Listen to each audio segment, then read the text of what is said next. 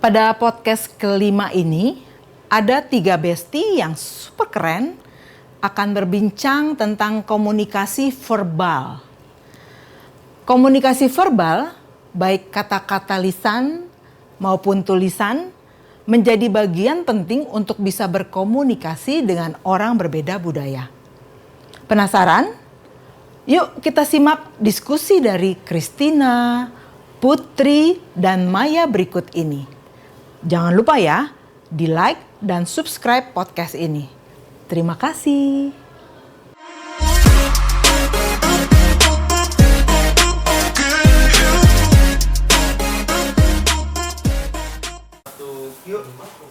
Halo Bes, gimana kabarnya hari ini?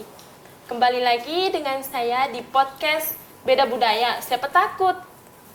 Pada podcast kali ini, kami akan membahas tentang komunikasi verbal. Saya Christina Tia yang akan menjadi host dengan kedua narasumber saya yang merupakan mahasiswa program studi ilmu komunikasi. Langsung saja saya menyapa Roberta Maya. Halo kabarnya Roberta hari ini?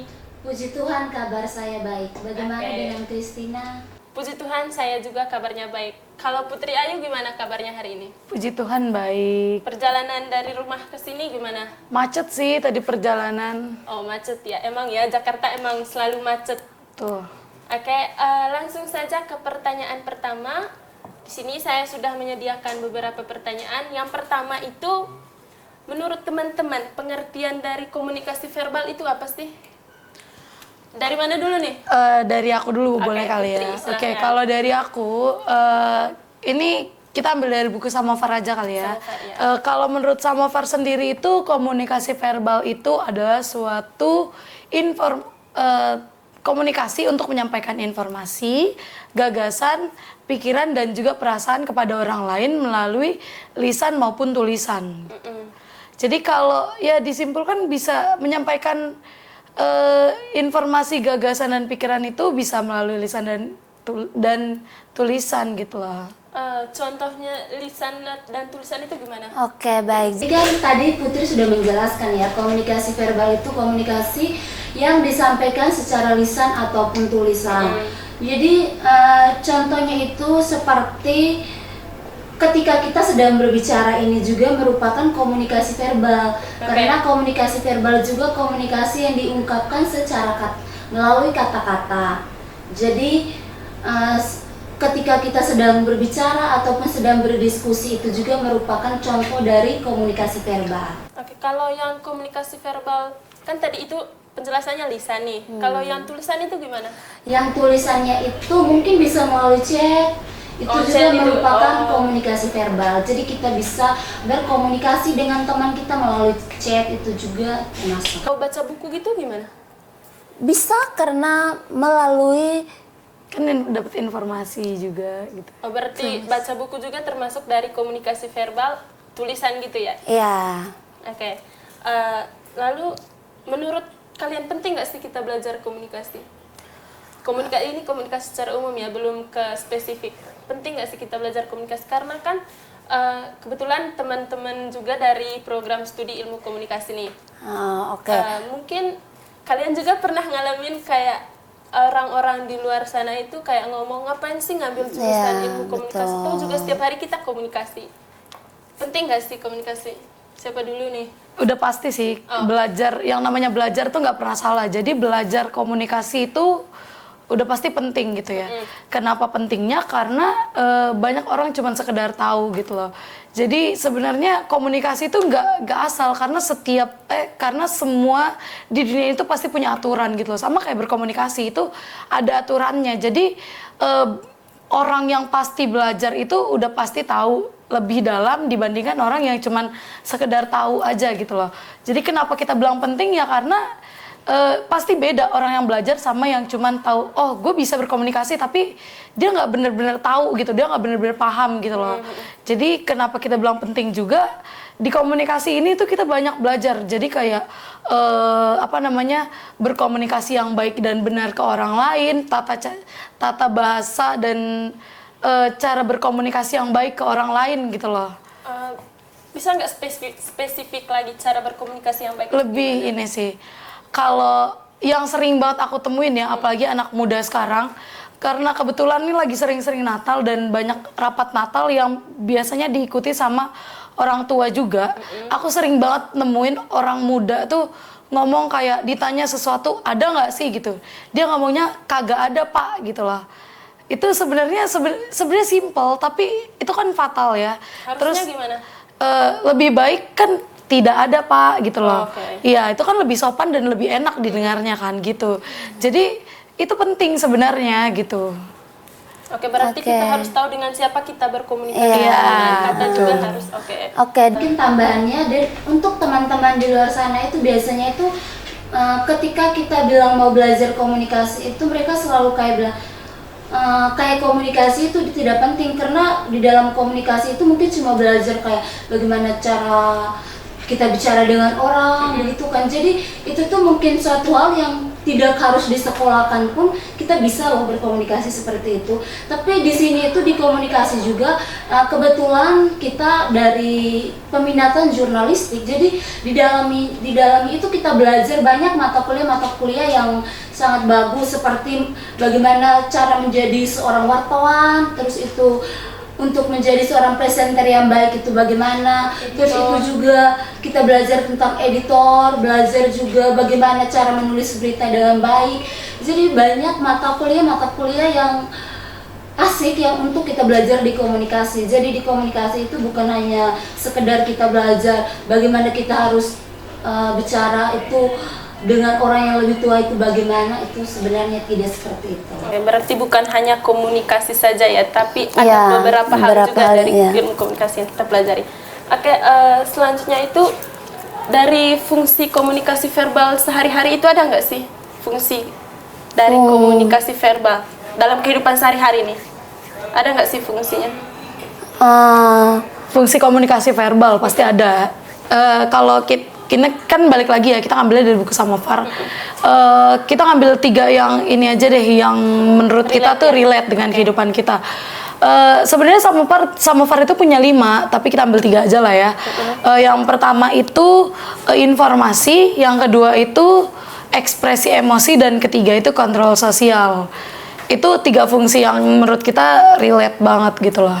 Bisa nggak sih ngejelasin secara spesifik lagi maksud dari fungsi komunikasi verbal secara informasi itu gimana maksudnya? Oke, jadi fungsi komunikasi verbal secara informasi itu contohnya itu seperti ketika kita memberikan informasi kepada orang gitu. Jadi seperti sekarang ini kan kita sedang podcast tentang komunikasi verbal kan, verbal. Jadi otomatis kita memberikan informasi kepada teman-teman di luar sana tentang komunikasi verbal. Terus itu contoh yang lainnya itu ketika kita sedang presentasi di kelas, itu juga merupakan contoh dari fungsi komunikasi verbal yang informasi. Terus yang kedua?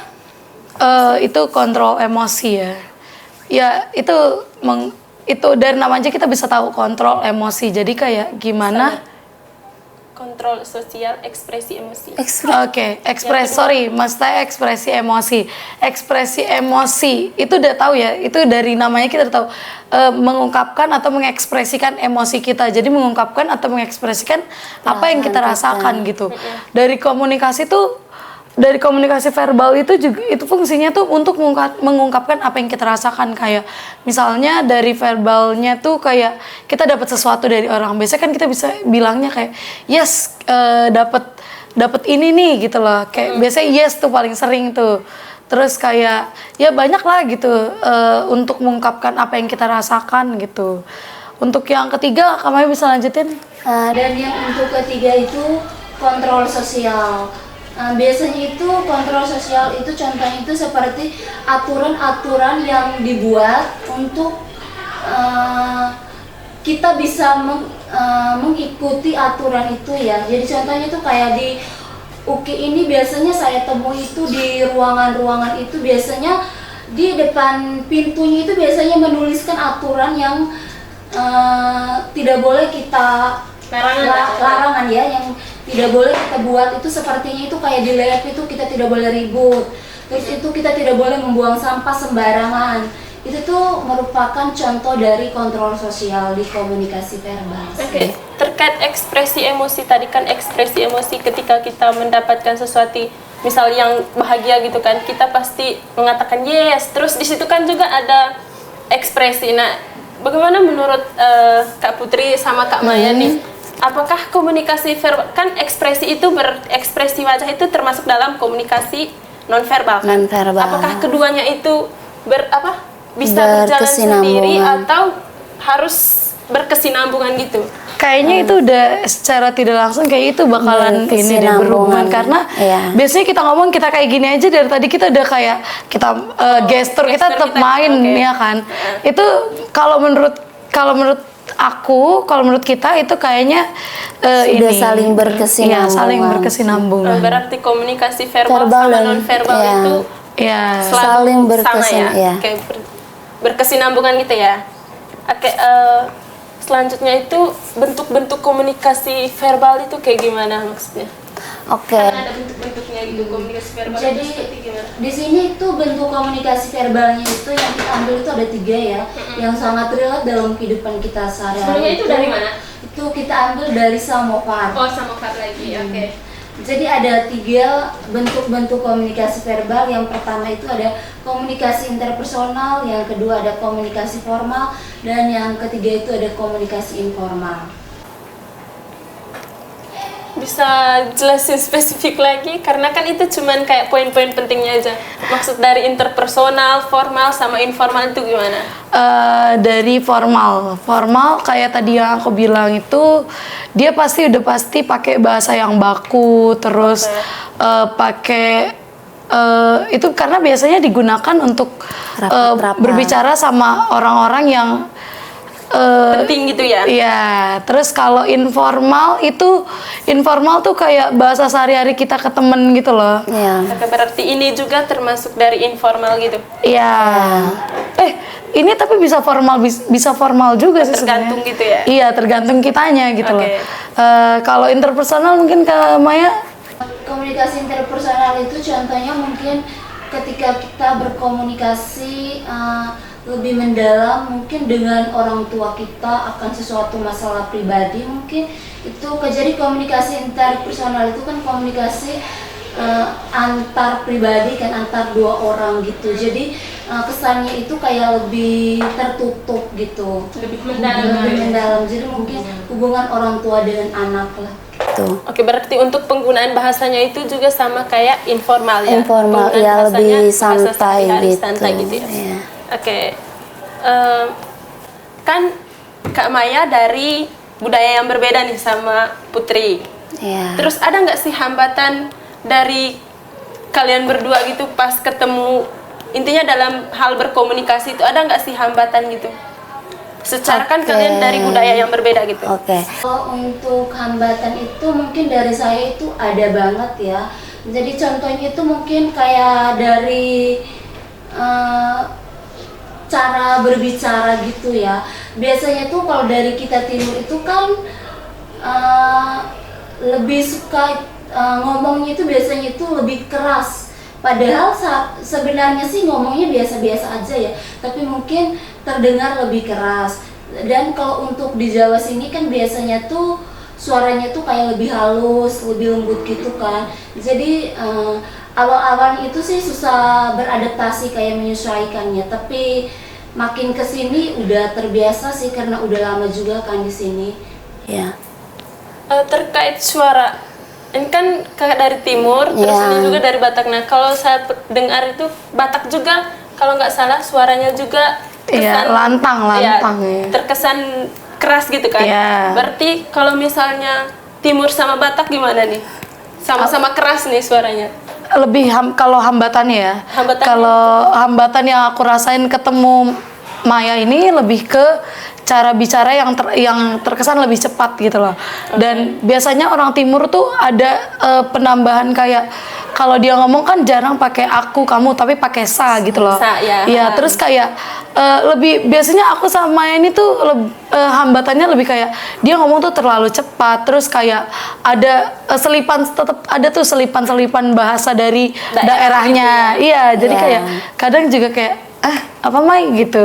Jadi tetap aja ada hambatan gitu loh. Apalagi kan beda budaya yang sama sekali nggak pernah aku tahu gitu loh, budaya-budaya Maya gitu.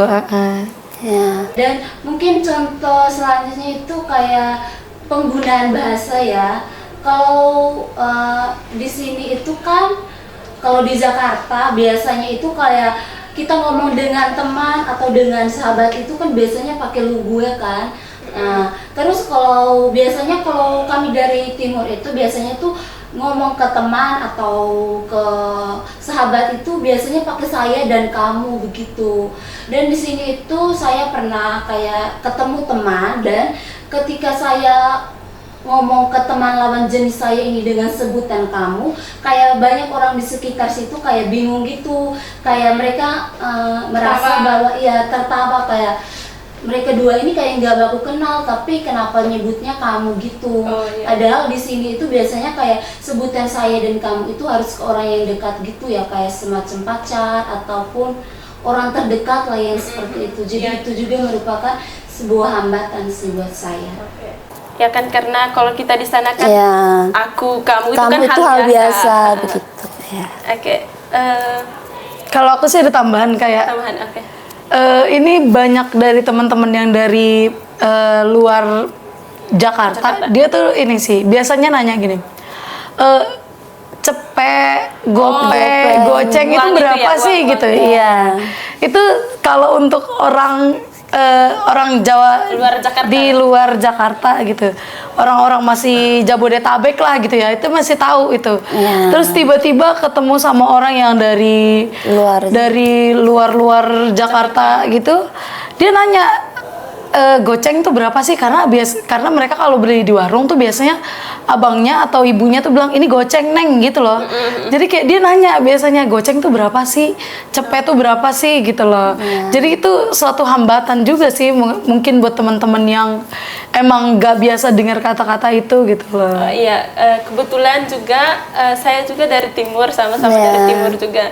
Nah, kalau misalnya di sana juga untuk warung itu ya, kalau di kami warung itu kayak tempat makan gitu. Sedangkan kalau warung-warung itu kami sebutnya kios. Jadi pas awal-awal di sini juga kayak bingung gitu. Hah, kok beli jajan di warung? Harusnya di warung itu kayak tempat makan gitu kan. Nah, itu juga merupakan salah satu hambatan bagi saya ya. Hambatan bagi saya komunikasi dengan beda budaya gitu. Itu dari saya ya. Iya, betul. Oke, Bes, itu dia beberapa pertanyaan yang dapat saya tanyakan kepada kedua narasumber kami. Dan sekarang kita masuk kepada segmen tanya jawab.